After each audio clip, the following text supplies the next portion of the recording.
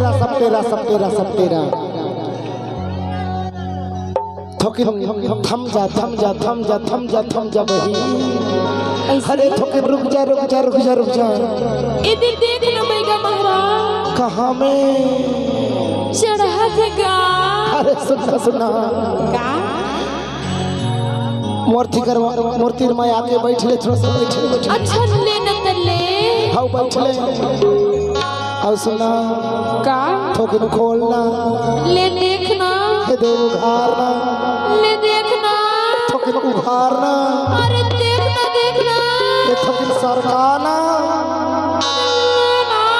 अरे थोकिन टांगना वा ए बेगा महाराज का अरे जल्दी छान लगा बनी देखन देना बोल के